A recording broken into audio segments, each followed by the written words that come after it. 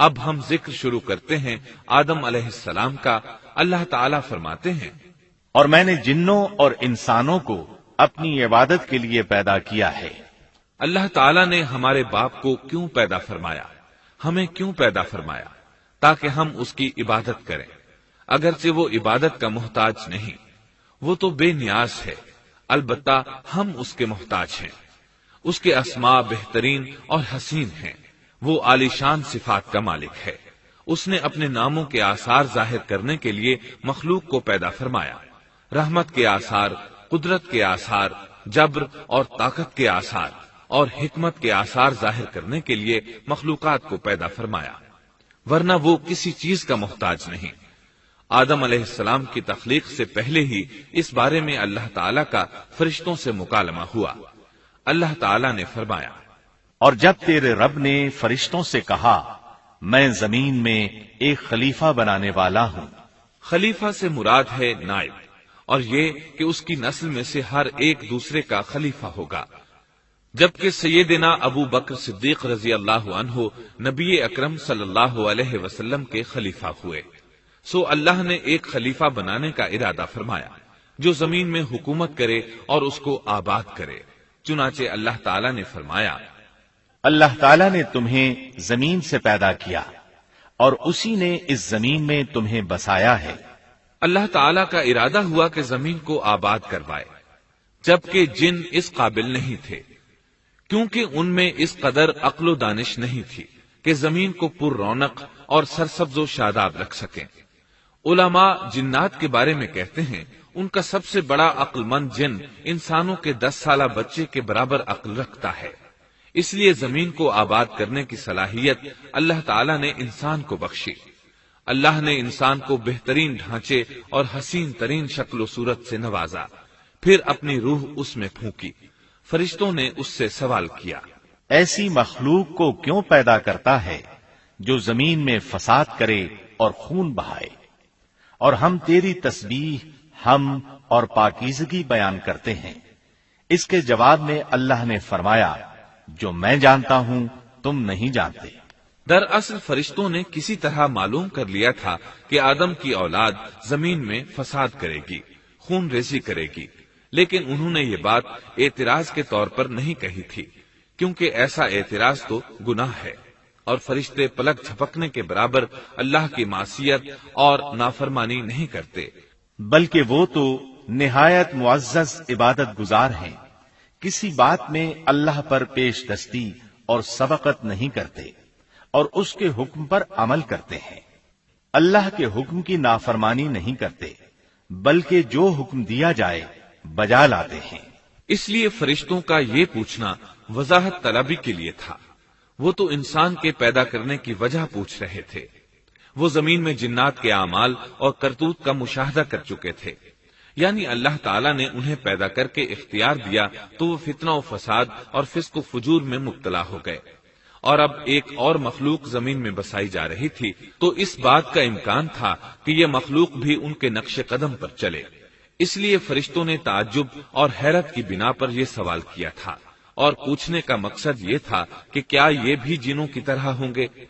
اس طرح انہیں یہ خدشہ لاحق ہوا کہ شاید ان سے اللہ کی عبادت میں کوتاہی یا کمی واقع ہوئی ہے، جس کی وجہ سے اللہ کو نئی مخلوق پیدا کرنا پڑی۔ اس لیے ان کی بات میں یہ بھی تھا کہ ہم تیری حمد اور ثنا بیان کرتے ہیں۔ بہرحال ان کے سوال کے 2 مقصد تھے۔ کیا یہ جنوں کی طرح فساد کرنے والی قوم ہے؟ کیا ہم سے تیری عبادت میں کوتاہی ہوئی ہے؟ اس پر اللہ تعالیٰ نے فرمایا، جو میں جانتا ہوں وہ تم نہیں جانتے۔ اس موقع پر فرشتوں کے ذہنوں میں ایک اور بات بھی آئی۔ وہ آپس میں کہنے لگے کہ اللہ تعالیٰ جو بھی مخلوق پیدا کرے گا وہ ہم سے زیادہ معزز اور عالم نہیں ہو سکتی۔ یعنی جب فرشتوں نے باقی مخلوقات کا جائزہ لیا، مثلا آسمان، زمین، پہاڑ، جن، چوپایوں وغیرہ کا، تو انہوں نے سوچا یہ ہم سے زیادہ مرتبے والی نہیں ہے، لہذا یہ مخلوق بھی پیدا ہو رہی ہے تو یہ ہم سے زیادہ مرتبہ نہیں رکھتی۔ یہ ہمارا خاص مقام ہے کہ اللہ کی تسبیح میں مصروف ہیں، کفر سے محفوظ ہیں، ہر حکم بجا لاتے ہیں، اللہ کے تمام احکامات پورے کرتے ہیں، آسمان اور زمین میں اس کا حکم نافذ کرتے ہیں، اور اللہ کے نزدیک ہم سب سے زیادہ شرف والے ہیں۔ لہذا اگر یہ نئی مخلوق انسان بھی پیدا ہو جائے تو کیا ہوا، ہم سے زیادہ معزز اور علم والی تو نہیں ہوگی۔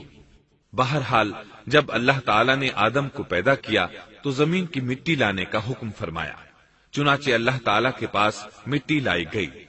امام ترمذی، ابن حبان اور امام احمد رحمت اللہ علیہ نے ایک حدیث بیان کی ہے جس کے الفاظ کچھ یوں ہیں: اللہ تعالیٰ نے آدم علیہ السلام کو مٹی کی ایک مٹھی سے پیدا فرمایا، اس مٹی کو اللہ تعالیٰ نے پوری زمین سے اٹھوایا تھا۔ یہی وجہ ہے کہ آدم کی اولاد زمین کے لحاظ سے ہی ظہور پذیر ہوئی۔ بعض سرخ رنگ کے ہیں تو بعض سیاہ اور بعض سفید، اور کچھ اس کے درمیان میں ہیں۔ بعض نیک ہیں، بعض خبیث، اور کچھ پاکیزہ قسم کے ہیں۔ انسان کی تخلیق مٹی سے شروع ہوئی، اس مٹی کو پانی سے تر کیا گیا تو یہ طین بن گئی۔ اسی وجہ سے قرآن مجید کی بعض آیات میں تراب کا لفظ آیا ہے۔ تراب خشک مٹی کو کہتے ہیں، اور بعض آیات میں طین کا لفظ آیا ہے۔ طین تر اور بھیگی مٹی کو کہتے ہیں۔ اللہ تعالیٰ فرماتے ہیں خلقہ من تراب، یعنی آدم کو تراب سے پیدا کیا گیا۔ مٹی کی عام حالت کو تراب کہتے ہیں، اور فرمایا جب آپ کے رب نے فرشتوں سے کہا کہ میں مٹی سے بشر کو پیدا کرنے والا ہوں، جب اس مٹی کو پانی سے زیادہ بھگویا گیا تو وہ لیسدار ہونا شروع ہو گئی۔ اسی لیے اللہ تعالیٰ نے فرمایا ہم نے انسان کو لیسدار اور چپکنے والی مٹی سے پیدا کیا۔ پھر اللہ تعالیٰ نے اپنے مبارک ہاتھوں سے انسان کا ڈھانچہ تیار کیا۔ اللہ نے فرمایا خلقت بیدی، میں نے اپنے دونوں ہاتھوں سے پیدا کیا۔ اللہ تعالیٰ نے انسان کی خلقت فرشتوں کے سپرد نہ کی، بلکہ بذات خود اسے تخلیق کے مراحل سے گزارا اور اپنے ہاتھوں سے اس کی تصویر کشی کی۔ اللہ نے انسان کو پہلے ایک مورتی کی صورت میں ڈھالا، اس کے بعد ایک مقررہ مدت تک چھوڑے رکھا، یہاں تک کہ گیلی مٹی خشک ہو گئی اور اس کا رنگ سیاہ ہو گیا، بدبو آنے لگی، پھر وہ کھنکھناتی مٹی میں بدل گئی، اور آخرکار آگ پر پکی ہوئی مٹی یعنی فخار ٹھیکری کی صورت اختیار کر گئی، جس سے مٹکے وغیرہ تیار کیے جاتے ہیں۔ سیاہ مٹی کو ہما ان کہتے ہیں، اور بدبودار کو مسنون کہتے ہیں، اور کھنکھنا کر بولنے والی مٹی کو سلسال کہتے ہیں، اور ٹھیکری کی طرح کی مٹی کو الفخار کہتے ہیں۔ مختلف آیات میں یہ الفاظ وارد ہوئے ہیں۔ اور یقیناً ہم نے انسان کو کھنکھناتی خشک مٹی سے پیدا کیا جو کہ بدبودار اور سیاہ گارے سے خشک ہوئی تھی۔ اور فرمایا اللہ نے انسان کو کھنکھناتی مٹی سے پیدا کیا جو کہ ٹھیکری کی طرح تھی۔ ان تمام آیات کریمہ میں کوئی تناقض، تعارض اور اختلاف نہیں، اس لیے کہ ان مختلف آیات میں انسان کو اس کی تخلیق کے مختلف مراحل کی یاد دہانی کرائی گئی ہے۔ خلاصہ کلام یہ ہوا کہ تخلیق کے عمل کا پہلا مرحلہ تراب تھا، یعنی عام حالت والی خشک مٹی، پھر طین یعنی بھگوئی ہوئی مٹی، پھر لیسدار مٹی یعنی سلسال، پھر ٹھیکری کی طرح کی مٹی یعنی فخار، اور یہ کام جمعے کی آخری گھڑی میں کیا گیا۔ اور یہ دن اللہ کے لحاظ سے شمار ہونے والے دنوں میں سے ہمارے دنوں کی طرح نہ تھا، ہمارے اور اللہ کے دن مختلف ہیں۔ تخلیق آدم دراصل اللہ کا کرشمہ ہے، انسانوں کو ایک صورت عطا کی گئی۔ اس مرحلے کا تذکرہ بخاری اور مسند احمد کی ایک روایت میں ہے۔ اللہ نے آدم کو پیدا کیا اور ان کا قد 60 ہاتھ یا 60 میٹر لمبا تھا۔ تمام جنتی لوگ اس قد آدم کے ساتھ جنت میں داخل ہوں گے، اور اس وقت سے لے کر آج تک مخلوق کا قد کم ہوتا چلا آ رہا ہے۔ بعد والے لوگ گزشتہ زمانے کے لوگوں سے ہمیشہ چھوٹے قد کے ہوتے چلے آ رہے ہیں۔ بہرحال سب سے پہلے اور سب سے لمبے انسان آدم علیہ السلام تھے۔ امام احمد نے منفرد طور پر ایک روایت بیان کی ہے، اس میں رسول اکرم صلی اللہ علیہ وسلم نے آدم علیہ السلام کی لمبائی 60 ہاتھ یعنی 60 میٹر اور چوڑائی 7 ہاتھ بیان فرمائی ہے۔ سبحان اللہ! سیدنا آدم کس قدر ضخیم اور عظیم مخلوق تھے، صحیح مسلم اور مسند احمد کی روایت میں ہے، اللہ نے آدم کو پیدا کیا تو اسے اپنی منشا کے مطابق کچھ عرصہ ڈھانچے کی صورت میں چھوڑے رکھا۔ ابلیس اس کے ارد گرد چکر لگانے لگا۔ اس نے دیکھا کہ وہ پیٹ والا ہے۔ وہ سمجھ گیا کہ یہ مخلوق اپنے آپ پر کنٹرول نہیں کر سکے گی۔ اس حدیث سے معلوم ہوتا ہے کہ انسانوں کی طرح جنات کا پیٹ نہیں ہے، صرف انسان ایسا ہے جس کا اندر والا حصہ کھوکھلا ہے۔ بہرحال اللہ نے انسان کو اس شکل و صورت میں پیدا فرمایا۔ احادیث مبارکہ میں آدم علیہ السلام اور ابلیس ملعون کا قصہ تفصیل سے بھی موجود ہے اور مختصر بھی۔ مثلا تفسیر تبری میں سیدنا عبداللہ بن عباس رضی اللہ عنہما سے روایت ہے، اللہ تعالیٰ نے آدم علیہ السلام کی مٹی کا حکم دیا، مٹی لائی گئی۔ اللہ تعالیٰ نے آدم علیہ السلام کو لیسدار اور بدبودار سیاہ مٹی سے پیدا فرمایا، اور یہ کام اللہ نے اپنے مبارک ہاتھوں سے کیا۔ آدم 40 راتیں مجسمے کی صورت میں پڑے رہے، جسم موجود تھا لیکن روح نہیں تھی۔ ابلیس آتا، اس ڈھانچے کو ٹھوکر لگاتا تو جسم سے ایسی آواز نکلتی جیسے خالی مٹکے پر ہاتھ مارنے سے نکلتی ہے۔ اسی لیے اللہ نے بھی فرمایا ہے کہ وہ کھنکھناتی مٹی سے پیدا کیے گئے۔ آدم علیہ السلام میں روح ڈالنے سے پہلے ایک مرتبہ فرشتوں کا ان کے پاس سے گزر ہوا تو وہ کچھ گھبرا سے گئے۔ ابلیس کو تو بہت زیادہ گھبراہٹ کا سامنا کرنا پڑا۔ وہ گزرتے ہوئے ٹھوکر مارتا اور کہتا، تجھے کسی خاص مقصد کے لیے پیدا کیا گیا ہے۔ یہ کہہ کر وہ آدم کے منہ میں داخل ہو جاتا اور کمر کے راستے باہر آ جاتا اور فرشتوں سے مخاطب ہو کر کہتا، اس سے گھبرانے کی کوئی ضرورت نہیں۔ اگر مجھے اس پر مسلط کر دیا گیا تو میں یقیناً اسے ہلاکت میں ڈال دوں گا، اور اگر اسے مجھ پر مسلط کر دیا گیا تو بلا شبہ میں اس کی نافرمانی کروں گا۔ اندازہ کیجئے وہ تعجب کر رہا ہے کہ انہیں کیوں پیدا کیا گیا ہے۔ اس کی آدم علیہ السلام سے دشمنی کس قدر پرانی ہے، گویا ابتدا ہی سے یہ عداوت پر ڈٹ گیا تھا۔ بہرحال اللہ نے آدم میں روح پھونکی۔ اس مضمون کو قرآن مجید میں جا بجا ذکر کیا گیا ہے۔ اللہ تعالیٰ فرماتے ہیں، جب میں اس کو ٹھیک ٹھاک کر لوں اور اس میں اپنی روح پھونک دوں تو تم سب اس کے سامنے سجدے میں گر پڑنا۔ ایک اور جگہ فرمایا، اللہ تعالیٰ کے نزدیک عیسیٰ علیہ السلام کی مثال ہو بہو آدم علیہ السلام کی مثال ہے۔ اللہ نے انہیں مٹی سے بنا کر کہا، ہو جا، وہ ہو گئے۔ اللہ نے آدم علیہ السلام کو مٹی سے پیدا کیا، اپنے ہاتھوں سے بنایا، پھر اس میں روح پھونکی۔ اس کا مفصل بیان احادیث میں موجود ہے۔ جب ان میں روح پھونکی گئی اور ابتدا میں روح جیسے ہی سر کے اندر داخل ہوئی، آدم علیہ السلام کو چھینک آ گئی۔ فرشتوں نے آدم علیہ السلام سے کہا، الحمدللہ کہیے۔ انہوں نے کہہ دیا۔ اللہ کی اس تعریف کے جواب میں اللہ تعالیٰ نے فرمایا، رحمک ربک، یعنی تجھ پر تیرا رب رحم فرمائے۔ سبحان اللہ، اللہ ذوالجلال والاکرام نے آدم علیہ السلام میں روح مکمل ہونے سے پہلے ہی انہیں اپنی رحمت سے سرفراز فرما دیا۔ بہرحال جب روح ان کی آنکھوں میں داخل ہوئی اور انہوں نے جنت کے پھلوں کو دیکھا تو ان میں غور و فکر کرنے لگے۔ جب روح پیٹ میں داخل ہوئی تو کھانے کی طلب محسوس ہوئی۔ ابھی روح ٹانگوں تک پہنچی نہیں اور کھانے کی خواہش پہلے ہی محسوس ہونے لگی۔ اس جلد بازی اور عجلت کی وجہ سے اللہ تعالیٰ نے فرمایا، انسان جلد باز مخلوق ہے۔ جب آدم علیہ السلام کو پیدا کر دیا گیا تو اللہ تعالیٰ نے ان کی پشت پر ہاتھ پھیرا۔ ہاتھ پھیرتے ہی ان کی پشت سے قیامت تک پیدا ہونے والے انسان باہر نکل آئے۔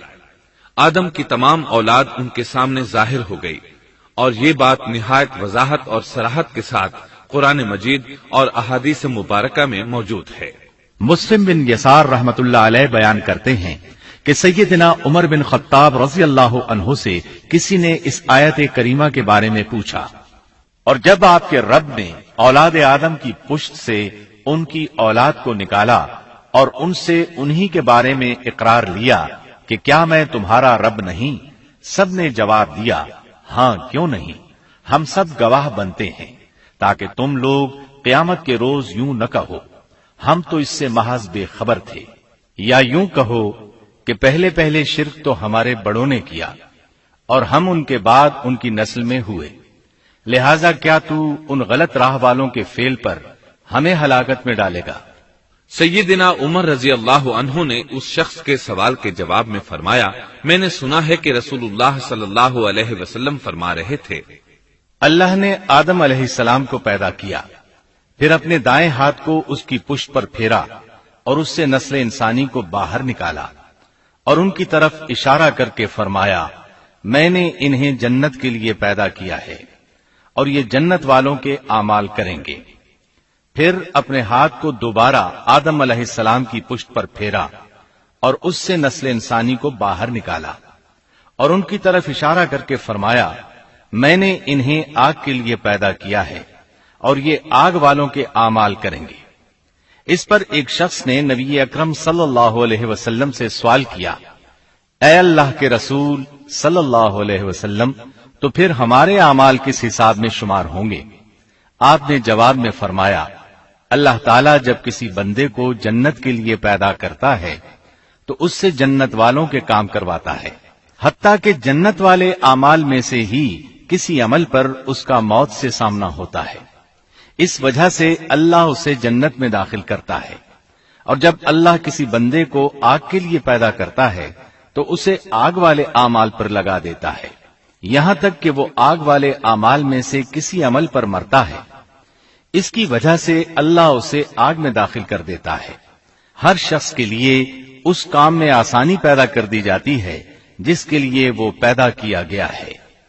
لیکن یہ بات ذہن میں ہر وقت موجود رہنی چاہیے کہ اللہ نے انسان کو اختیار دے رکھا ہے کہ وہ اپنی عقل اور فکر کی روشنی میں اللہ کے احکامات پر عمل پیرا ہو کر خود کو جنتی بنا لے یا عقل کا درست استعمال نہ کرتے ہوئے شیطان کا پٹا گلے میں ڈال لے اور جہنم میں جگہ بنا لے۔ یہ تو اللہ نے انسان کو اختیار دے رکھا ہے، اس کی مرضی کہ جنت والے اعمال کرے یا جہنم والے۔ ہر انسان میں دونوں طرف جانے کی طاقت اور صلاحیت موجود ہے۔ اللہ نے انسان کو مجبور نہیں بنایا، البتہ ہر انسان کو جو بھی رویہ اختیار کرنا تھا اللہ کو اس کا علم تھا، اور اس کا علم برحق ہے، قطعی ہے، اس میں کوئی غلطی نہیں ہو سکتی، اس لیے اس نے اپنے علم کے مطابق تقدیر لکھ دی۔ اب ہم جو کچھ کرتے ہیں تقدیر سے مجبور ہو کر نہیں کرتے بلکہ اپنے اختیار سے کرتے ہیں، اور چونکہ تقدیر بھی اللہ کے حکم سے لکھی گئی اس لیے اس میں بھی کوئی خطا واقع نہیں ہوتی۔ لہذا تقدیر کا یہ مطلب نہیں کہ انسان تقدیر کی بنا پر ہدایت ماننے یا نہ ماننے پر مجبور ہے، ایسی بات قطعاً نہیں۔ اور درست بات یہ ہے کہ تقدیر کا مسئلہ بہت زیادہ پیچیدہ ہے اور مشکل ترین مسائل میں سے ہے، یہاں اس کی تفصیل کا موقع نہیں۔ جب اللہ نے آدم علیہ السلام کو پیدا کر لیا اور اس میں اپنی روح پھونک دی تو فرشتوں کو حکم دیا کہ آدم کو سجدہ کرے۔ ابلیس ایک بہت نیک اور بزرگ جن تھا، اس نے کبھی اللہ کی نافرمانی نہیں کی تھی، اسی بنا پر وہ بلند مرتبہ پا کر فرشتوں میں شامل ہو چکا تھا، لیکن فرشتوں کی جنس سے قطعاً نہیں تھا۔ اللہ نے اسے اطاعت اور فرما برداری کا صلہ دیا تھا، اس کی عزت اور اکرام کرتے ہوئے آسمان میں بسایا تھا، لمحہ بھر کے لیے بھی اس نے اللہ کی نافرمانی نہیں کی تھی، اور پھر اللہ نے آدم کو سجدہ کرنے کا حکم دیا، اور اس حکم کے مخاطب فرشتے اور ابلیس تھے۔ صرف فرشتوں کے لیے یہ حکم نہیں تھا بلکہ ابلیس بھی اس حکم میں شامل تھا، کیونکہ اللہ تعالیٰ فرماتے ہیں، اور یقیناً ہم نے تمہیں پیدا کیا، پھر ہم ہی نے تمہاری صورت بنائی، پھر ہم نے فرشتوں سے کہا کہ آدم کو سجدہ کرو، تو سوائے ابلیس کے سبھی نے سجدہ کیا، وہ سجدہ کرنے والوں میں شامل نہ ہوا۔ اللہ تعالیٰ نے فرمایا، تجھے کس چیز نے سجدے سے روک دیا جبکہ میرا حکم تیرے لیے بھی تھا؟ تو اس سے ثابت ہوا اس حکم میں فرشتوں کے ساتھ ابلیس بھی شامل تھا، کیونکہ قرآن میں اذ امرتک کے الفاظ ہیں۔ اس کا مطلب ہے کہ میں نے تجھے حکم دیا تھا، اور پھر ابلیس نے جواب میں یہ نہیں کہا کہ تو نے تو مجھے حکم ہی نہیں دیا تھا، بلکہ اس نے سجدہ نہ کرنے کی وجہ یہ بتائی۔ اس نے کہا، میں سجدہ کیوں کروں، میں اس سے بہتر ہوں، اس لیے کہ تو نے مجھے آگ سے پیدا کیا اور اسے مٹی سے۔ تو پھر کہا، اللہ نے حکم دیا، تو اس سے نیچے اتر جا۔ غرض جب ابلیس نے نافرمانی کی، سرکشی اور تکبر کا مظاہرہ کیا تو اس وقت اللہ تعالیٰ اور اس کے درمیان مکالمہ ہوا۔ اللہ نے اس کی سرکشی دیکھ کر اسے سزا دیتے ہوئے فرمایا، اس جنت سے اتر جا، تجھے کوئی حق حاصل نہیں کہ تو اس جنت میں رہ کر تکبر کرے۔ ابلیس نے جواب میں کہا، مجھے قیامت کے دن تک مہلت دے دیجئے، یعنی اتنی لمبی عمر دے دیجئے کہ میں قیامت تک زندہ رہوں، موت نہ آئے۔ اللہ نے فرمایا، تجھے مہلت دے دی گئی، لیکن ایک وقت مقررہ تک۔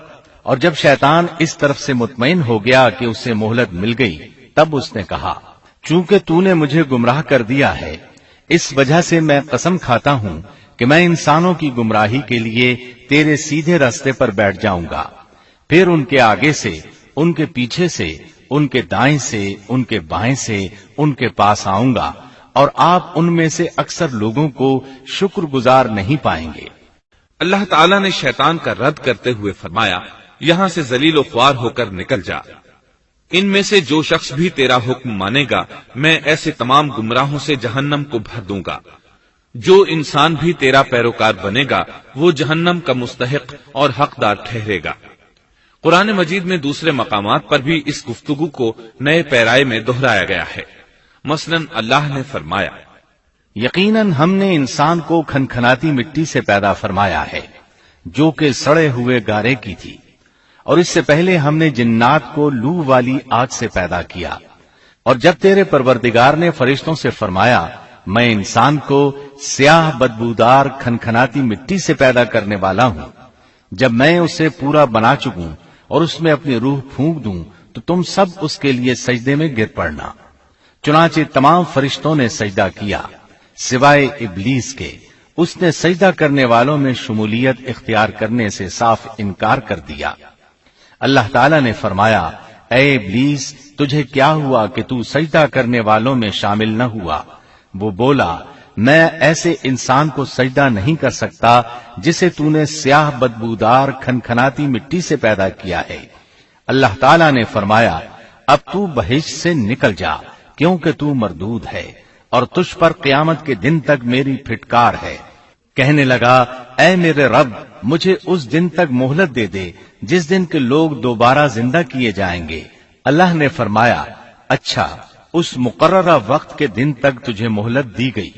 کہنے لگا، اے میرے رب، چونکہ تو نے مجھے گمراہ کیا ہے، مجھے بھی قسم ہے کہ میں انسانوں کے لیے زمین میں گناہوں کو خوشنما بناؤں گا اور ان سب کو بہکا دوں گا، سوائے ان کے جو تیرے منتخب اور مخلص بندے ہوں گے، وہ میرے بہکاوے میں نہیں آئیں گے۔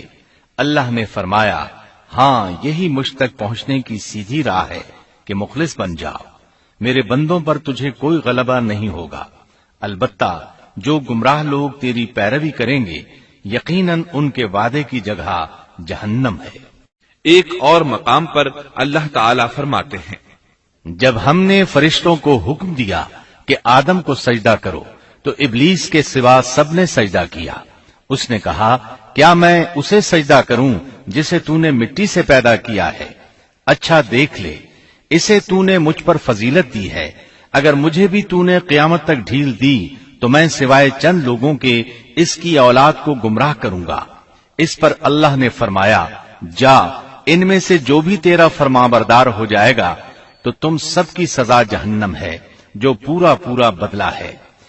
ان میں سے تو جسے بھی اپنی آواز کے ساتھ بہکا سکتا ہے بہکا لے، اور ان پر اپنے سوار اور پیادے چڑھا لا، یعنی اپنے گھڑ سوار لشکر اور پیدل لشکر کو چڑھا کر لے آ، اور اپنا ہر داؤ، ہر ترکیب اور ہر اسلحہ استعمال کر لے، اور ان کے مالوں اور اولاد میں بھی شرکت کر لے، اور تو انہیں دل بہلانے والے وعدے دے لے، یعنی ان کے برے اعمال بنا سنوار کر انہیں دکھا اور غلط خواہشات دلا، جنت، دوزخ اور دوبارہ زندہ نہ ہونے کے وعدے دے، اور ان سے شیطان کے جتنے بھی وعدے ہوتے ہیں سب کے سب سراسر فریب ہیں۔ یقیناً میرے سچے بندوں پر تیرا کوئی قابو اور غلبہ نہیں ہوگا، تیرا رب کارسازی کرنے والا کافی ہے۔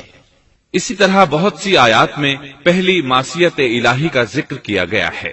سب سے پہلا نافرمان ابلیس ملعون تھا، وہ خبیث اللہ کے سامنے تکبر اور انات سے بھرپور جواب دیتا رہا۔ اسی وجہ سے اللہ نے اسے کافر کا لقب دیا۔ کافر اسے کہتے ہیں جو نعمت کا انکار کرے۔ اللہ نے اس پر اتنا فضل و کرم اور انعام و احسان کیا کہ بلند ترین مرتبے تک پہنچا دیا، لیکن اس نے اللہ کی اس نعمت کی قدر نہ کی، پرواہ نہ کی اور کفر کا راستہ اختیار کیا۔ اللہ تعالیٰ فرماتے ہیں، جبکہ آپ کے رب نے فرشتوں سے فرمایا کہ میں مٹی سے ایک انسان کو پیدا کرنے والا ہوں، سو جب میں اسے ٹھیک ٹھاک کر لوں اور اس میں اپنی روح پھونک دوں تو تم سب اس کے سامنے سجدے میں گر پڑنا۔ چنانچہ تمام فرشتوں نے سجدہ کیا مگر ابلیس نے نہ کیا اور اس نے تکبر کیا، وہ کافروں میں سے تھا۔ سب سے پہلا گناہ تکبر تھا، اسی لیے علماء کرام فرماتے ہیں تمام گناہوں کی جڑ تکبر اور غرور ہے۔ نبی اکرم صلی اللہ علیہ وسلم نے اپنی امت کو تکبر نہ کرنے کا سختی سے حکم فرمایا، اس کی برائی، وبال اور ہلاکت سے آگاہ فرمایا۔ آپ نے فرمایا، اللہ اس شخص کی طرف رحمت سے دیکھے گا بھی نہیں جس نے تکبر کی بنا پر کپڑا ٹخنوں سے نیچے لٹکایا۔ اس کے علاوہ نبی صلی اللہ علیہ وسلم نے تو مطلقاً فرما دیا، وہ شخص جنت میں داخل ہونے کے قابل نہیں جس کے دل میں ذرہ برابر بھی تکبر ہے۔ جو شخص اپنے کپڑے، اپنے مکان اور اپنے قبیلے پر فخر کرتا ہے اس سے اللہ کی رحمت اٹھ جاتی ہے۔ اسی لیے نبی صلی اللہ علیہ وسلم نے جب اپنے صحابہ کرام کو دیکھا کہ مہاجر صحابی انصار صحابہ کے خلاف اور انصاری صحابی مہاجرین صحابہ کے خلاف آواز لگا رہے ہیں تو آپ نے فرمایا، اس جاہلیت والی پکار کو چھوڑو، یہ بہت بدبودار ہے۔ برادری کی بنیاد پر لڑنا، باہم فخر کرنا برے نتائج کا ذریعہ ہے۔ گناہوں کی بنیاد بھی تکبر ہے۔ اس لیے ہر مومن کو چاہیے کہ اپنے نوکر، خادم، ملازم یا کسی بھی مسکین پر کبھی بھی فخر و غرور کا اظہار نہ کرے، کیونکہ یہی اللہ کی سب سے پہلی نافرمانی وجود میں آئی تھی۔ تکبر کا یہ ذکر ضمناً آ گیا۔ ہم پھر اپنے موضوع کی طرف لوٹتے ہیں۔ اللہ نے آدم علیہ السلام کو پیدا کیا اور انہیں عالم بنا کر ہی تخلیق کیا، یعنی جب وہ پیدا ہوئے تو جاہل نہیں تھے۔ اللہ نے آدم علیہ السلام کو فرشتوں سے بھی بڑا عالم بنا کر پیدا فرمایا۔ بے شمار احادیث میں آدم علیہ السلام کی ابتدا اور ان کے علم کا ذکر موجود ہے۔ جب اللہ نے آدم میں مکمل روح ڈال دی اور وہ اپنے پاؤں پر کھڑے ہو گئے تو اللہ نے انہیں حکم دیا، جاؤ فرشتوں کی جماعت کو السلام علیکم کہو۔ آدم اور فرشتوں کی زبان عربی تھی، یہی زبان اہل جنت کی ہے۔ آدم گئے، جا کر سلام کہا، انہوں نے جواب میں کہا وعلیکم السلام ورحمت اللہ، یعنی تجھ پر اللہ کی سلامتی اور رحمت ہو۔ اللہ نے فرمایا، یہ تیرا اور تیری اولاد کا آپس میں ایک دوسرے کو تحفہ اور ہدیہ ہے۔ اللہ نے آدم علیہ السلام کو ابتدا ہی میں تمام نام سکھا دیے۔ مفسرین نے ان ناموں کے بارے میں بہت بحثیں ذکر کی ہیں۔ مضبوط موقف سیدنا عبداللہ بن عباس رضی اللہ عنہما کا ہے کہ اللہ نے آدم علیہ السلام کو ہر چیز کا نام سکھا دیا تھا، مثلا یہ پہاڑ ہے، یہ سمندر ہے، یہ پرندہ ہے، یہ درخت ہے وغیرہ۔ وہ آسمان اور زمین کی ہر چیز کا نام جانتے تھے۔ یہ علم کیسا تھا، انسان نے کس طرح ہر چیز کا نام پہچان لیا۔ یقیناً اللہ انسان میں یہ طاقت پیدا کر سکتا ہے کہ وہ ہر علم کا احاطہ کر سکے۔ اللہ نے آدم علیہ السلام کو ہر چیز کا نام اور اس کی صنعت اور کام بھی معلوم کرا دیا۔ آگ، لوہے، لکڑی، غرض ہر چیز کا نام اور استعمال ذہن میں ڈال دیا۔ وہ کس قدر عظیم علم سے بہرور ہوئے، سبحان اللہ۔ بہرحال اللہ نے آدم علیہ السلام کو صرف شکل و صورت اور تخلیق ہی میں بلند مرتبہ عطا نہیں کیا تھا، بلکہ عقل و علم کے لحاظ سے بھی بلند درجے اور مقام پر فائز کیا تھا، جیسا کہ اللہ تعالیٰ فرماتے ہیں، اللہ نے آدم علیہ السلام کو ہر چیز کا نام سکھا دیا، پھر ان چیزوں کو فرشتوں پر پیش کیا اور فرمایا، مجھے ان چیزوں کے نام بتاؤ اگر تم سچے ہو۔ مطلب یہ کہ تم اپنے دعوے میں کہاں تک سچے ہو؟ جب آدم کی تخلیق ہوئی تو تم نے کہا تھا اللہ جو چاہے پیدا کر لے، قسم ہے وہ ہم سے زیادہ معزز اور عالم نہیں ہوگا۔ اس دعوے میں اگر تم سچے ہو تو ذرا ان اشیاء کے نام تو بتاؤ۔ اللہ تعالیٰ نے آدم علیہ السلام کا زیادہ معزز ہونا، مکرم ہونا اور علم و معرفت والا ہونا واضح کرنے کے لیے فرشتوں کو حکم دیا کہ آدم علیہ السلام کو سجدہ کریں۔ یہ سجدہ تعظیمی تھا، عبادت والا سجدہ نہیں تھا۔ سجدہ تعظیمی پہلے وقتوں میں جائز تھا، لیکن اب حرام ہے۔ اسی لیے تو یعقوب علیہ السلام، ان کی بیوی اور 11 بیٹوں نے یوسف علیہ السلام کو سجدہ کیا تھا۔ بہرحال فرشتوں نے آدم علیہ السلام کو سجدہ کیا۔ اس سے معلوم ہو جاتا ہے کہ کون زیادہ عزت اور عظمت والا ہے۔ یقیناً آدم علیہ السلام زیادہ شرف اور منزلت کے حقدار ٹھہرے۔ جب اللہ تعالیٰ نے ان کی عزت، تکریم اور تعظیم ثابت فرما دی، تب علم و معرفت میں ان کی برتری ثابت کرنے کے لیے فرمایا، اگر تم اپنے قول میں سچے ہو تو ان چیزوں کے نام بتاؤ۔ تب فرشتوں نے کہا، فرشتے کہنے لگے، اے اللہ تو پاک ہے، ہمیں تو صرف اتنا ہی علم ہے جتنا تو نے ہمیں سکھا رکھا ہے، مکمل حکمت و علم والا تو ہی ہے۔ اللہ تعالیٰ نے آدم علیہ السلام سے فرمایا، اے آدم تم ان فرشتوں کو ان چیزوں کے نام بتاؤ۔ آدم ہر چیز کا نام بتانے لگے، کسی جگہ بھی انہوں نے غلطی نہیں کی۔ جب انہوں نے فرشتوں کو تمام چیزوں کے نام بتا دیے تو اللہ تعالیٰ نے فرشتوں کو مخاطب کر کے کہا، کیا میں نے تمہیں پہلے ہی نہیں کہہ دیا تھا کہ زمین اور آسمان کا غیب میں ہی جانتا ہوں، اور میرے علم میں ہے جو تم ظاہر کر رہے ہو اور جو چھپا رہے ہو۔ یہاں ذہن میں سوال ابھرتا ہے کہ فرشتے کیا چھپا رہے تھے؟ وہ راز والی بات یہی تھی کہ اللہ ہم سے زیادہ معزز اور عالم مخلوق پیدا نہیں کرے گا۔ واضح رہے، ہم آپ کو صرف واقعات ہی نہیں سنا رہے، صرف سیرت اور تاریخ ہی بیان نہیں کر رہے، بلکہ قرآن بھی پڑھ پڑھ کر سنا رہے ہیں۔ اور قرآن کو اس وقت تک سمجھنا محال ہے جب تک کہ ان واقعات کی تفصیل موجود نہ ہو۔ خیر، اس کے بعد اللہ تعالیٰ نے اما حوا کو پیدا فرمایا۔ انہیں آدم علیہ السلام کے فوراً بعد پیدا نہیں فرمایا، بلکہ آدم علیہ السلام نے کافی عرصہ جنت میں تنہا بسر کیا، اور حدیث میں ہے کہ وہ وحشت محسوس کرتے تھے، تنہائی کو شدت سے محسوس کرنے لگے تھے۔ آخر کار ایک روز جب وہ سو رہے تھے تو اللہ تعالیٰ نے ان کی بائیں پسلی سے اما حوا علیہ السلام کو پیدا فرمایا اور آدم علیہ السلام کا ہم سفر بنا دیا۔ اللہ فرماتے ہیں، اے لوگو اپنے اس پروردگار سے ڈر جاؤ جس نے تم سب کو ایک ہی جان سے پیدا کر ڈالا، اور اس جان یعنی آدم علیہ السلام سے ان کی بیوی کو پیدا کیا۔ آدم علیہ السلام کے وجود ہی سے حوا کا وجود بنایا گیا، وہ کوئی الگ مخلوق نہیں تھی۔ جب آدم علیہ السلام بیدار ہوئے تو انہوں نے اپنے قریب ایک عورت کو بیٹھے دیکھا۔ پوچھنے لگے، تم کون ہو؟ حوا علیہ السلام نے کہا، عورت۔ آدم علیہ السلام نے پھر پوچھا، تجھے کس لیے پیدا کیا گیا ہے؟ وہ بولی، آپ کے لیے، تاکہ آپ مجھ سے سکون اور انس حاصل کریں۔ جب فرشتوں نے آدم علیہ السلام کو ایک عورت سے باتیں کرتے دیکھا تو کہنے لگے، اب ایک اور نئی مخلوق پیدا کی گئی ہے۔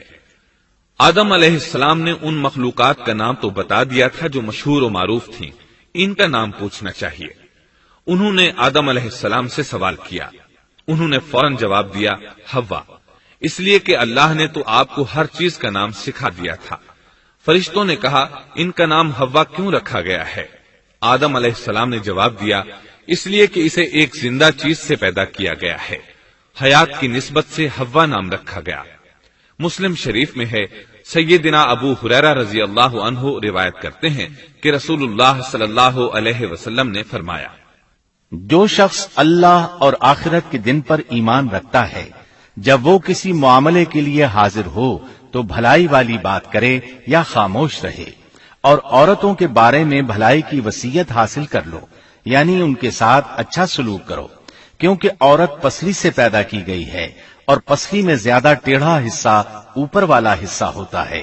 اگر تم اس کو سیدھا کرنا چاہو گے تو توڑ ڈالو گے، اور اگر اس کو چھوڑ دو گے تو وہ اسی طرح ہمیشہ ٹیڑھی رہے گی۔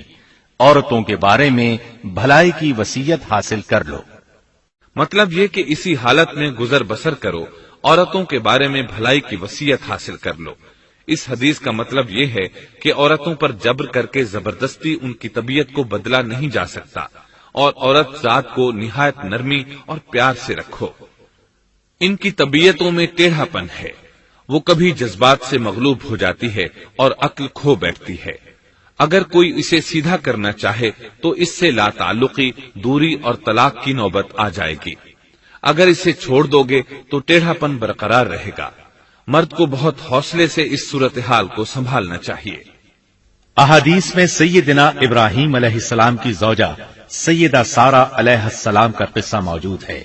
وہ حوا علیہ السلام کے بعد کائنات کی سب سے زیادہ خوبصورت عورت تھی۔ احادیث سے یہ اشارہ ملتا ہے کہ حوا علیہ السلام ابتدائے انسانیت سے لے کر قیامت تک پیدا ہونے والی تمام عورتوں میں خوبصورت تھیں۔ اب ابلیس لگا اپنے وسوسے شروع کرنے۔ آدم اور حوا علیہ السلام دونوں اللہ کے حکم سے جنت میں تھے کہ شیطان نے انہیں پھسلانے کی کوشش شروع کر دی۔ اللہ تعالیٰ فرماتے ہیں، اور ہم نے کہہ دیا اے آدم تم اور تمہاری بیوی جنت میں رہو اور جہاں سے چاہو با فراغت کھاؤ۔ جنت بھی کیسی؟ اللہ فرماتے ہیں، وہ جنت کہ جس کی چوڑائی ہی آسمانوں اور زمین کے برابر ہے۔ سو اس جنت میں سے جو چاہو سو کھاؤ، کچھ بھی منع نہیں سوائے ایک درخت کے، چنانچہ ارشاد ہوا، اور ہم نے کہا اے آدم تم اور تمہاری بیوی جنت میں رہو، پھر جس جگہ سے چاہو با فراغت کھاؤ، اور اس درخت کے پاس مت جاؤ ورنہ ظالموں میں سے ہو جاؤ گے۔ ایک اور جگہ فرمایا، اور جب ہم نے فرشتوں سے کہا کہ آدم کو سجدہ کرو تو ابلیس کے سوا سب نے سجدہ کیا، ابلیس نے انکار کیا، تو ہم نے کہا اے آدم یہ تیرا اور تیری بیوی کا دشمن ہے، خیال رکھنا ایسا نہ ہو کہ وہ تم دونوں کو جنت سے نکلوا دے اور تو مصیبت میں پڑ جائے۔ یہاں تو تجھے آرام ہے، نہ تو بھوکا ہے اور نہ ننگا، اور نہ تو یہاں پیاسا ہوتا ہے، نہ دھوپ سے تکلیف اٹھاتا ہے۔ گویا اللہ نے سیدنا آدم علیہ السلام کو وسوسے سے پہلے ہی خبردار کر دیا تھا۔ ان آیات سے یہ بھی پتا چلا کہ انسان سے ابلیس کی عداوت اور دشمنی ابتدا ہی سے چلی آ رہی ہے، اور یہ بھی ثابت ہوا کہ جو لوگ کہتے ہیں کہ انسان ابتدا میں ننگا تھا ان کا قول صحیح نہیں، اس لیے کہ اللہ تعالیٰ نے جنت میں بھی آدم علیہ السلام پر لباس رکھا اور زمین میں بھی لباس نازل کر دیا، جیسا کہ اللہ تعالیٰ فرماتے ہیں، اے آدم کی اولاد ہم نے تم پر لباس کو نازل کیا جو تمہاری شرمگاہوں کو چھپاتا ہے اور زینت کا سبب بھی ہے، اور تقوی کا لباس اس سے بھی بہتر ہے۔ لہذا آدم ابتدا میں ننگے نہیں تھے، انہیں تو ننگے پن کا علم ہی نہیں تھا، نہ ہی ان کی بیوی کو برہنہ ہونے کا علم تھا۔ اللہ نے آدم علیہ السلام کو کامل نعمتوں سے نوازا، بھوک نہ پیاس، یہاں تک کہ پیاس کے اسباب سے بھی محفوظ، نہ گرمی اور نہ دھوپ، پھر بے انتہا حسن و جمال، مشقت نہ تکلیف، بدبختی نہ بدقسمتی۔ آدم اور حوا علیہ السلام کے دلوں میں وسوسہ ڈالنے کے بارے میں بھی قرآن نے روشنی ڈالی ہے۔ پھر شیطان نے ان دونوں کے دلوں میں وسوسہ ڈالا۔ یہ وسوسہ اس نے ان دونوں کو طمع دلانے کی صورت میں پورا کیا، اور یہ طمع دلائی کہ اس درخت کو کھانے سے ہمیشگی اور بقا ملتی ہے اور کبھی نہ ختم ہونے والی بادشاہت حاصل ہوتی ہے، اور اس وسوسے کا مقصد یہ تھا تاکہ ان کا پردہ بدن جو ایک دوسرے سے پوشیدہ تھا دونوں کے روبرو بے پردہ کر دے۔ ان کی شرمگاہوں کو ننگا کرنے کے لیے اس نے ایسا کیا۔ وہ دونوں کپڑے میں ملبوس تھے، ستر ڈھانپ رکھا تھا۔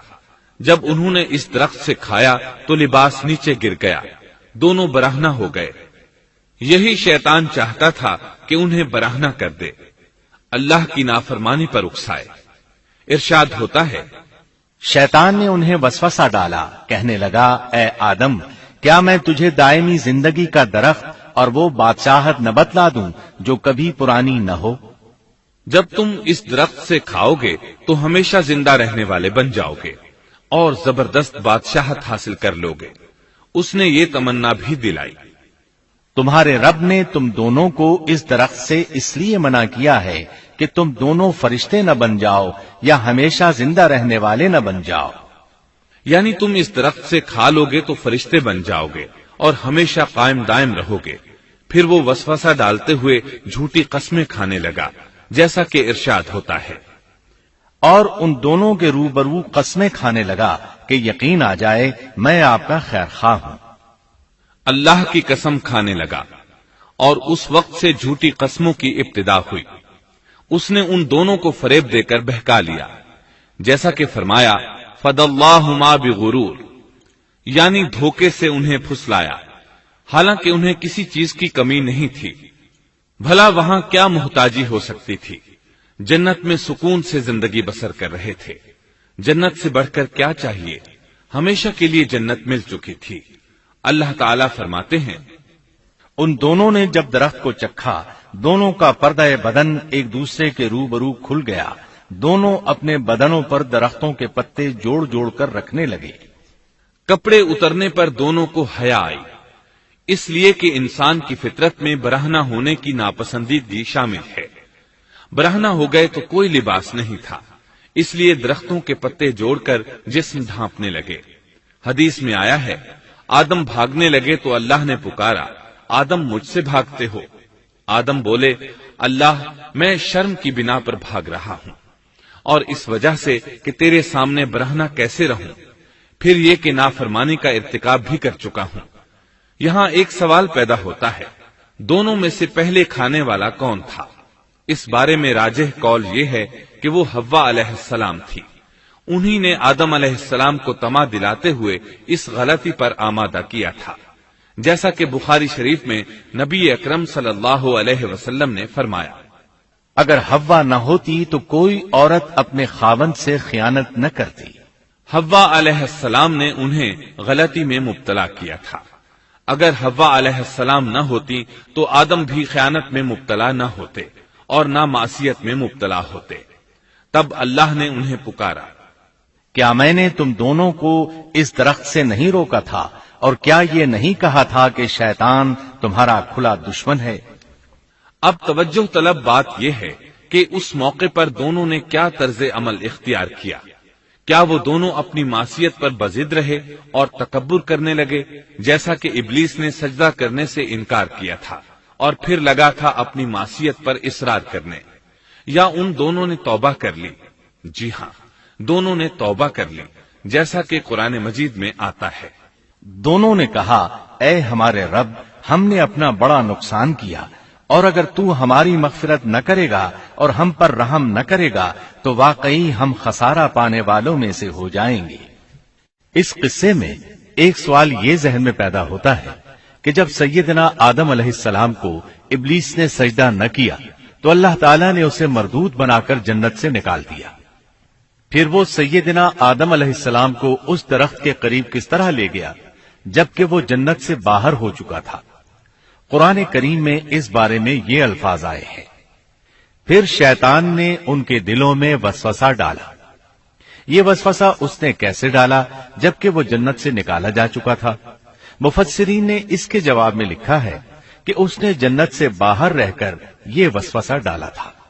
جیسے آج کل تار اور بغیر تار کے آواز کو دور دراز علاقوں تک پہنچایا جا سکتا ہے، ایسے ہی شیطان نے اپنی طاقت سے یہ وسوسہ ان کے دلوں تک پہنچایا۔ لگے ہاتھوں ابلیس کی حقیقت بھی سن لیں۔ ابلیس کے لفظی معنی انتہائی مایوس کے ہیں۔ یہ راندہ درگاہ ہونے کے بعد ہمیشہ ہمیشہ کے لیے اللہ کی رحمت سے مایوس ہو گیا تھا، اس لیے اسے یہ لقب ملا، ورنہ روایات کی روح سے اس کا اصل نام عزازیل تھا۔ پہلے یہ جنات میں سے تھا، اپنے رب تعالی کی اطاعت سے نکل کر ابلیس ہوا۔ اس کا علم ناقص تھا، مزاج ناپاک تھا، وہ غرور اور تکبر میں مبتلا ہو گیا تھا۔ یہاں یہ بات بھی ذہن نشین کر لیں کہ انبیاء خطا اور گناہ سے پاک ہوتے ہیں، ان پر اللہ تعالی کی مستقل حفاظت اور نگرانی قائم رہتی ہے۔ اگرچہ انبیاء بھی انسان ہوتے ہیں اور تمام انسانی تقاضے انہیں لاحق ہوتے ہیں، لیکن ان کے عمل اور ارادے میں کسی قسم کی بدی اور شر کا عمل دخل قطعاً نہیں ہوتا۔ ان کا ہر قول اور عمل بلکہ ہر حرکت اور سکون کی حالت بھی انسانیت کے لیے بہترین نمونہ ہوتے ہیں۔ البتہ بشر ہونے کی وجہ سے بھول کا امکان ہوتا ہے، تاہم بھول ہو جانے کی صورت میں انہیں فوراً ہی خبردار کر دیا جاتا ہے۔ بھول ہو جانا بشری طبیعت کا خاصہ ہے۔ اللہ تعالیٰ نے ہر انسان کی فطرت میں یہ چیز رکھی ہے۔ انبیاء سے بھول چوک ہو جانے میں بھی اللہ تعالیٰ کی کئی ایک حکمتیں پوشیدہ ہیں۔ مثلاً بہت سی قومیں اپنے نبیوں کے معجزات دیکھ کر ان میں ربوبیت کی صفات کی قائل ہو گئی، یہاں تک کہ بعض قوموں نے اپنے نبیوں کو اللہ یا اللہ کا بیٹا بھی جانا۔ جب انبیاء سے بھول اور لغزشیں ہوئیں تب گویا لوگوں پر یہ واضح کیا گیا کہ یہ الہ نہیں ہے۔ الہ ہوتے تو کس طرح ان سے بھول ہو سکتی تھی۔ اس سے یہ بتانا بھی مقصد تھا کہ انبیاء انسان ہی ہوتے ہیں، کوئی ماورائی مخلوق نہیں ہوتے۔ سیدنا آدم علیہ السلام کے واقعے پر غور کرنے سے یہ حقیقت مزید واضح ہو جاتی ہے کہ سیدنا آدم علیہ السلام کی یہ لغزش گناہ نہیں تھی۔ ممنوع درخت کا پھل کھاتے ہی سیدنا آدم علیہ السلام اور اماں حوا کا لباس اتر گیا تھا۔ اللہ کا حکم ہوا، قال اهبطوا، جنت سے اتر جاؤ، تم آپس میں ایک دوسرے کے دشمن ہوگے اور تمہارے واسطے زمین میں رہنے کی جگہ ہے اور ایک وقت تک نفع حاصل کرنا ہے۔ فرمایا تم وہیں زندگی بسر کرو گے اور وہیں مرو گے اور وہیں سے دوبارہ نکالے جاؤ گے۔ قرآن مجید کے دیگر مقامات میں بھی اس قصے کی تفصیل موجود ہے۔ مثلاً فرمایا، اور اس سے قبل ہم نے آدم سے ایک عہد لیا تھا مگر وہ بھول گئے اور ہم نے ان میں کوئی عزم نہیں پایا۔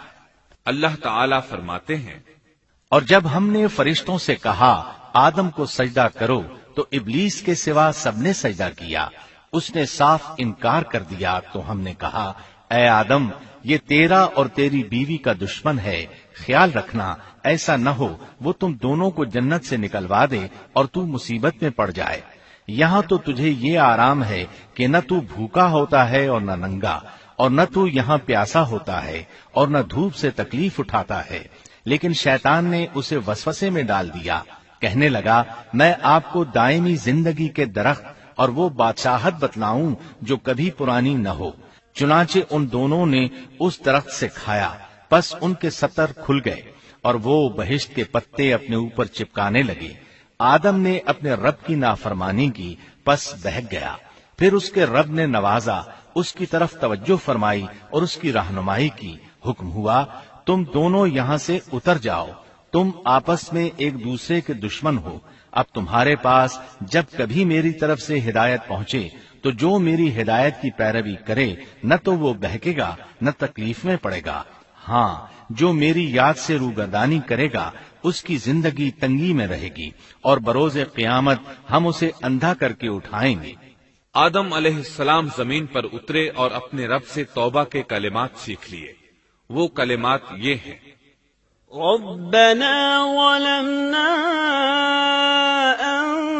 أنفسنا وإن لم تغفر لنا وترحمنا لنكونن من الخاسرين۔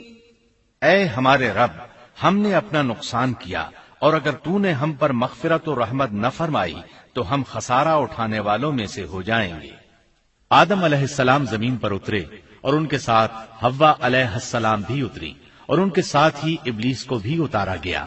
یہ کس جگہ پر اترے اس بارے میں اختلاف پایا جاتا ہے، لیکن ابن عباس رضی اللہ عنہ کی بات راجح محسوس ہوتی ہے کہ آدم علیہ السلام کو ہند میں اور حوا علیہ السلام کو جدے میں اتارا گیا۔ جب آدم علیہ السلام اتر آئے تو حوا علیہ السلام کی تلاش شروع کر دی، زمین میں ان کی تلاش میں سرگرداں ہوئے۔ آخر کار میدان عرفات میں دونوں کی ملاقات ہو گئی۔ چونکہ میدان عرفات میں دونوں نے ایک دوسرے کی معرفت حاصل کی تھی اور ان کا آپس میں تعارف ہوا تھا، لہذا اسی مناسبت سے اس میدان کا نام عرفات مشہور ہو گیا۔ اللہ تعالیٰ نے زمین کے اندر انسانوں کو پھیلانا شروع کیا اور زمین کو مردوں اور عورتوں سے آباد کر دیا۔ امام طبری رحمت اللہ علیہ بیان کرتے ہیں کہ حوا علیہ السلام نے آدم علیہ السلام کے لیے 20 ولادتوں میں 40 بچوں کو جنم دیا۔ ہر بار 2 بچوں کو جنم دیتی تھی، ایک لڑکا ہوتا ایک لڑکی۔ سب سے پہلا جوڑا قابیل اور اس کی بہن قمیم کا تھا۔ پھر انسانوں کی افزائش شروع ہوئی، آبادی میں اضافہ ہونے لگا۔ اللہ نے آدم علیہ السلام ہی کو ان کا نبی متعین کر دیا، وہ انہیں دین سکھاتے رہے۔ اس وقت تمام لوگ موحد تھے، خالص توحید کو اپنانے والے تھے، یعنی کان الناس امۃ واحدہ، تمام لوگ ایک ہی امت کے تھے، ان میں شرک کا شائبہ بھی نہ تھا۔ ابن جریر اور ابن کثیر رحمہم اللہ نے ابو موسیٰ اشعری رضی اللہ عنہ کی روایت بیان کی ہے، اللہ نے جب آدم علیہ السلام کو جنت سے زمین پر اتارا تو انہیں ہر چیز کی کاریگری اور صنعت کا علم تھا۔ جب وہ اترے تو عالم بھی تھے، لباس میں ملبوس بھی تھے، کام کاج کے تمام طریقوں سے باخبر بھی تھے، لوہے، آگ، لکڑی اور کپڑے کے استعمال سے بھی بخوبی واقف تھے۔ ہمارے برعکس وہ ان کاموں کو اپنی ابتدا ہی سے جان چکے تھے، کیونکہ ہم سب لوگوں کا حال یہ ہے کہ جب تک سکھایا نہ جائے ہمیں کچھ نہیں آتا۔ آج کے دور میں بعض افریقی قبائل کے افراد وحشیانہ اور غیر مہذب زندگی گزارتے ہیں۔ علماء کا کہنا ہے کہ یہ لوگ زمین پر رہنے والوں میں سے گمراہ ترین انسان ہیں۔ انہوں نے بہترین زندگی ضائع کر دی اور گھٹیا زندگی کو پسند کیا۔ تہذیب و تمدن کا آغاز چونکہ ابتدائے آفرینش سے ہے، اس لیے ہر انسان کی فطرت میں تہذیب کی سوجھ بوجھ موجود ہے۔ بہرحال آدم علیہ السلام کے بعد انسانی مخلوق کی تعداد روز بروز بڑھتی چلی گئی اور انسانی کمزوریوں کی بنا پر گناہ شروع ہو گئے۔ زمین پر سب سے پہلے ہونے والی معصیت قابیل کے ہاتھوں اپنے بھائی حابیل کے قتل کی صورت میں سامنے آئی۔ اللہ تعالیٰ نے قرآن مجید میں قابیل اور اس کے بھائی حابیل کا قصہ بیان کیا ہے۔ قابیل قرخت اور درشت طبیعت کا مالک تھا، جبکہ اس کا بھائی حابیل رحم دل اور نرم طبیعت تھا۔ قابیل کھیتی باڑی کرتا تھا اور حابیل مویشی چراتا تھا۔ حابیل کے نرم دل ہونے کی ایک وجہ اس کا بکریاں چرانا تھا، کیونکہ ایک چرواہا اپنی بکری کو بھوکا دیکھ کر اسے چارہ کھلائے بغیر نہیں رہتا، نہیں وہ کسی بکری کو پیاسا دیکھ کر اسے بھول جاتا ہے۔ اپنے جانور پر اس کی طاقت سے زیادہ بوجھ بھی نہیں لاگتا۔ بنی نوع انسان کی تعداد میں اضافے کے لیے اس وقت ایسا قانون تھا جو اب حرام ہے، اور وہ ہے بہن کے ساتھ نکاح۔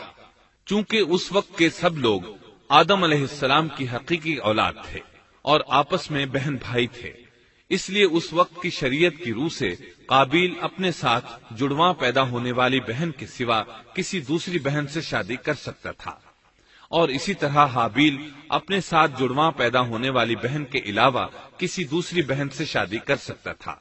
اس کی صورت یہ تھی کہ قابیل کی شادی حابیل کی بہن سے ہو اور حابیل کی شادی قابیل کی بہن سے ہو، لیکن ہوا یہ کہ حابیل کی بہن خوبصورتی میں قابیل کی بہن سے کم تھی، اس لیے قابیل نے حابیل کی بہن سے شادی کرنے سے انکار کر دیا اور اپنی جڑواں بہن سے شادی کی خواہش ظاہر کی، لیکن ایسا کرنا آدم علیہ السلام کی شریعت میں حرام تھا۔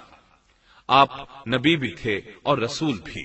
رسول اور نبی میں فرق یہ ہے کہ رسول پر شریعت اور احکام نازل ہوتے ہیں، لیکن نبی پر شریعت نازل نہیں ہوتی، البتہ اس کی طرف وحی نازل ہوتی ہے اور معجزات عطا کیے جاتے ہیں، جبکہ شریعت صرف رسولوں ہی پر نازل کی جاتی ہے۔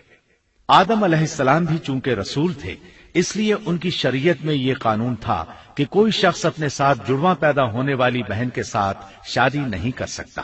قابیل اس شرعی حکم کی وجہ سے غضبناک ہو گیا، اس نے تعجب کا اظہار کرتے ہوئے اس قانون کو ماننے سے انکار کر دیا۔ آدم علیہ السلام نے ان دونوں کے درمیان فیصلہ کرتے ہوئے انہیں حکم دیا کہ دونوں اللہ کے حضور ایک ہدیہ پیش کریں۔ ہدیہ اس جانور کو کہتے ہیں جسے اللہ کے نام پر ذبح کر کے فقراء میں تقسیم کر دیا جائے۔ اس سے مقصود اللہ کے لیے اپنی نیت کو خالص کرنا ہوتا ہے۔ اس عمل کو قربانی کہا جاتا ہے۔ آدم علیہ السلام کے زمانے میں قربانی کا جو قانون تھا اس کے قبول ہونے کی نشانی طے تھی، اور وہ یہ کہ آسمان سے ایک آگ نمودار ہوتی اور اس قربانی کو جلا دیتی۔ اس کا مطلب تھا قربانی قبول ہو چکی ہے، اور اگر آگ قربانی کو نہ جلاتی تو سمجھ لیا جاتا کہ قربانی قبول نہیں ہوئی۔ آخر قربانی کا دن آ پہنچا۔ حابیل نے اپنے مویشیوں میں سے ایک بہترین جانور لیا اور قربان گاہ میں لا کر اللہ کے حضور پیش کر دیا۔ دوسری طرف قابیل نے اپنی کھیتی کے غلے میں سے ردی قسم کا غلہ قربانی کے لیے پیش کیا۔ دوسرے دن دونوں قربان گاہ پہنچے تو انہوں نے دیکھا کہ حابیل کی قربانی قبول ہو چکی ہے، جبکہ قابیل کی قربانی کو آگ نے چھوا تک نہیں تھا۔ یہ دیکھ کر قابیل حابیل پر غضبناک ہوا۔ شیطان نے بھی اسے وسوسے میں مبتلا کیا کہ اپنے بھائی کو قتل کر دے۔ اس نے اپنے بھائی حابیل کو جان سے مار ڈالنے کا پختہ ارادہ کر لیا۔ اس وقت تک روئے زمین پر کوئی انسان قتل نہیں ہوا تھا۔ انسانی تاریخ میں یہ پہلا قتل ہے جس کا ارتکاب قابیل نے کیا۔ وہ اپنے بھائی حابیل کے پاس گیا اور اس سے بولا، میں تجھے قتل کر دوں گا۔ جواب میں حابیل نے کہا، اگر تو مجھے قتل کرنے کی کوشش کرے گا تو میں اپنے دفاع میں ہاتھ نہیں اٹھاؤں گا، اس لیے کہ میں چاہتا ہوں تو اپنے دیگر گناہوں کے ساتھ میرے قتل کا گناہ بھی اٹھا لے، تیرے گناہ زیادہ ہو جائیں۔ چنانچہ ایک تاریک رات میں حابیل سویا ہوا تھا کہ قابیل ایک بڑا سا پتھر اٹھا کر اس کے پاس آیا۔ اس نے وہ پتھر اپنے بھائی کے سر پر دے مارا۔ اس طرح اس نے حابیل کو قتل کر دیا، روئے زمین پر قتل کی ابتدا کر دی، زمین کو پہلے خون سے رنگ دیا۔ تاریخ انسانی میں یہ سب سے پہلا جرم تھا جو قابیل کے ہاتھوں ہوا۔ قتل تو وہ کر بیٹھا، اب حیران اور پریشان ہوا کہ اس کی لاش کا کیا کرے۔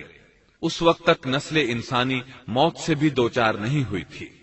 آدم علیہ السلام کی اولاد میں سے اس وقت تک کوئی فوت نہیں ہوا تھا، اس لیے قابیل کو معلوم نہیں تھا کہ مردے کے ساتھ کیا کیا جائے۔ اسی کشمکش کے عالم میں اس نے بھائی کی لاش کو کمر پر اٹھا لیا اور چل پڑا۔ چلا جا رہا تھا کہ اللہ نے 2 کوے بھیجے۔ دونوں کوے آپس میں لڑ پڑے، ایک نے دوسرے کو ہلاک کر دیا۔ اب زندہ کوا مٹی کھودنے لگا۔ اس طرح اس نے ایک گڑھا تیار کر لیا، مردہ کوے کو اس میں رکھا اور اوپر مٹی ڈال دی۔ اس طرح قابیل کو دفن کا طریقہ معلوم ہوا۔ اس نے بھی گڑھا کھودا اور حابیل کی لاش کو اس میں دبا دیا۔ وہ اپنے کیے پر نادم ضرور تھا، لیکن اس نے اللہ سے معافی نہ مانگی، جبکہ انسان کے لیے ضروری ہے کہ اس سے کوئی گناہ ہو جائے تو اللہ سے معافی مانگے۔ قابیل اور حابیل کے درمیان جو مکالمہ ہوا، اللہ تعالیٰ نے اس کا ذکر سورہ مائدہ آیت 27 تا 29 میں کیا ہے۔ اللہ فرماتے ہیں، آدم علیہ السلام کے دونوں بیٹوں کا کھرا کھرا حال بھی انہیں سنا دو۔ ان دونوں نے ایک نذرانہ پیش کیا، ان میں سے ایک کی نذر تو قبول ہو گئی اور دوسرے کی قبول نہ ہوئی تو وہ کہنے لگا، میں تجھے مار ہی ڈالوں گا۔ اس نے کہا، اللہ تقوی والوں ہی کا عمل قبول کرتا ہے، گو تو میرے قتل کے لیے دسترازی کرے، لیکن میں تیرے قتل کے لیے ہرگز اپنا ہاتھ نہیں بڑھاؤں گا۔ میں تو اللہ تعالی پروردگار عالم سے خوف کھاتا ہوں، میں تو چاہتا ہوں کہ تو میرا گناہ اور اپنا گناہ اپنے سر پر رکھ لے اور دوزخیوں میں شامل ہو جائے، ظالموں کا یہی بدلہ ہے۔ اس کا مطلب یہ تھا کہ تیرے اور گناہوں کے ساتھ میرے قتل کا گناہ بھی تیرے ذمہ لگے اور تو ظالموں میں سے ہو جائے۔ حابیل کے قتل کے بعد قابیل پر جو گزری اس کا ذکر اللہ نے سورہ مائدہ آیت 30 اور 31 میں کیا ہے۔ پس اسے اس کے نفس نے اپنے بھائی کے قتل پر آمادہ کر دیا اور اس نے اسے قتل کر ڈالا، اس سے وہ نقصان والوں میں سے ہو گیا۔ پھر اللہ تعالیٰ نے ایک کوے کو بھیجا جو زمین کھود رہا تھا تاکہ اسے دکھائے کہ وہ کس طرح اپنے بھائی کی ناش کو چھپا سکتا ہے۔ وہ کہنے لگا، ہائے افسوس، کیا میں ایسا کرنے سے بھی گیا گزرا ہو گیا کہ اس کوے کی طرح اپنے بھائی کی لاش کو دفنا دیتا۔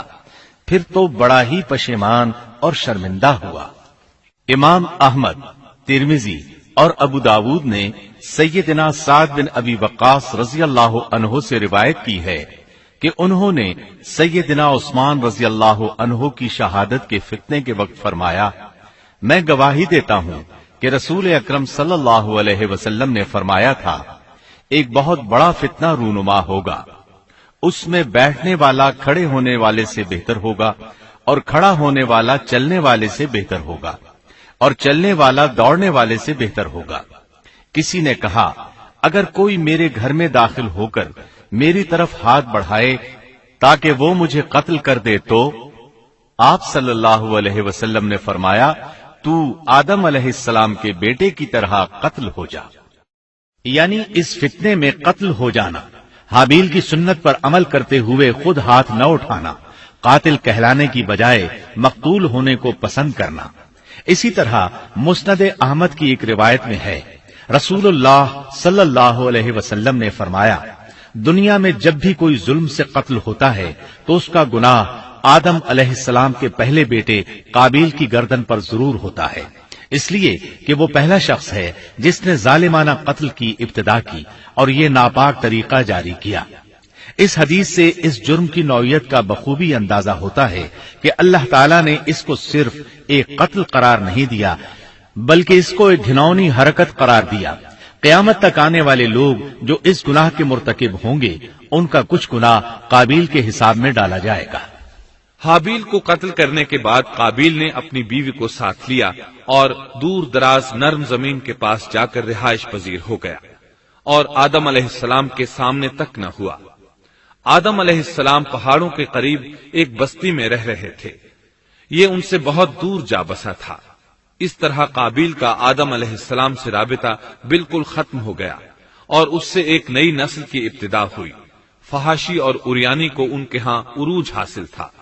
عبادت یہ لوگ اگرچہ اللہ ہی کی کرتے تھے لیکن آدم علیہ السلام کی شریعت کے خلاف بے حیائی کے دل دادا تھے۔ تقوی کی قلت، احکام الہی کی نافرمانی اور فحاشی کا فروغ ان کے شب و روز کا معمول تھا۔ اس کے بعد لوگ دو گروہوں میں تقسیم ہو گئے، شریر اور برے لوگ قابیل کے ساتھ مل گئے اور آدم علیہ السلام کے دیگر بیٹے اور نیک لوگ آدم علیہ السلام کے ساتھ مل گئے۔ آدم علیہ السلام 960 سال زندہ رہے۔ ان کی کل عمر تو 1000 سال تھی لیکن 40 سال کم کر دی گئی۔ سیدنا ابو ہریرہ رضی اللہ عنہ بیان کرتے ہیں کہ رسول اللہ صلی اللہ علیہ وسلم نے فرمایا، جب اللہ نے آدم علیہ السلام کو پیدا فرمایا تو ان کی پیٹھ پر ہاتھ پھیرا، اس طرح قیامت تک جتنے انسان پیدا ہونے والے تھے ان کی روحیں وجود میں آ گئیں۔ پھر ہر انسان کی آنکھوں کے درمیان ایک نور رکھ کر آدم علیہ السلام کے سامنے پیش کیا۔ انہوں نے پوچھا، یا اللہ یہ کون ہے؟ اللہ نے فرمایا، یہ تیری اولاد ہے۔ ان میں سے ایک کی پیشانی کی چمک آدم علیہ السلام کو بہت اچھی لگی۔ انہوں نے پوچھا، یا اللہ یہ کون ہے؟ جواب ملا، یہ تیری اولاد میں سے بہت دور جا کر ہیں، ان کا نام داؤد ہے۔ پوچھا، ان کی عمر کتنی ہے؟ فرمایا 60 سال۔ آدم علیہ السلام کہنے لگے، یا اللہ 40 سال میری عمر میں سے ان کی عمر میں شامل کر دے۔ اس سلسلے میں دوسری روایت یوں آئی ہے، جب آدم علیہ السلام کی روح قبض کرنے کے لیے فرشتہ آیا تو وہ کہنے لگے، میری عمر میں تو ابھی 40 سال باقی ہیں۔ اس وقت ان کی عمر 960 سال تھی۔ انبیاء اپنی عمر سے واقف ہوتے ہیں۔ فرشتے نے کہا، کیا آپ کو یاد نہیں آپ نے اپنی عمر کے 40 سال اپنی اولاد داؤد کو ہبہ کر دیے تھے؟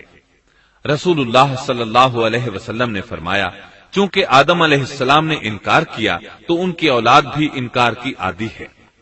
آدم علیہ السلام خود بھول گئے، ان کی اولاد بھی بھولتی ہے۔ آدم علیہ السلام نے خطا کی، ان کی اولاد بھی خطا کرتی ہے۔ حابیل کے قتل کے بعد اللہ تعالیٰ نے آدم اور حوا علیہم السلام کو اس کا نعم البدل عطا کیا۔ اس کا نام انہوں نے شیس رکھا۔ شیس کا مطلب ہے اللہ کا دیا ہوا تحفہ۔ حابیل کے قتل پر آدم اور حوا علیہم السلام دونوں بہت غمگین ہوئے، اس لیے اللہ نے بدلے میں انہیں شیس علیہ السلام عطا فرمائے۔ سیدنا ابو ذر غفاری رضی اللہ عنہ سے مروی ایک صحیح حدیث میں ہے کہ رسول اللہ صلی اللہ علیہ وسلم نے فرمایا، اللہ تعالیٰ نے 104 صحیفے نازل فرمائے، ان میں سے 50 صحیفے شیس علیہ السلام پر نازل ہوئے۔ ان صحیفوں میں ایسے قوانین، اصول اور ضابطے تھے جن سے انسانیت کی زندگی منظم ہوتی ہے۔ شیس علیہ السلام نے آدم علیہ السلام سے علم حاصل کیا، لیکن آدم علیہ السلام کا تمام علم وہ حاصل نہ کر سکے، اس لیے کہ آدم علیہ السلام نے بالمشافہہ اللہ تعالی سے علم حاصل کیا تھا اور بہت سی اشیاء کا علم اللہ تعالی نے انہیں سکھا دیا تھا، اس لیے وہ تمام علماء سے بڑھ کر عالم تھے۔ شیس علیہ السلام نے آدم علیہ السلام سے علوم سیکھ کر لوگوں کو سکھائے۔ लोगों ने उनसे मुख्तलिफ उलूम, फनून और पेशे सीखे। उन्हें शहरों में रहने सहने के बारे में तालीम दी, दिन रात के हिसाबात से उन्हें आगाह किया और उन्हें बताया कि किन औकात में वो अल्लाह की इबादत करें और इबादत के तरीके उन्हें सिखाए। अहादीस में इसकी वजाहत मिलती है।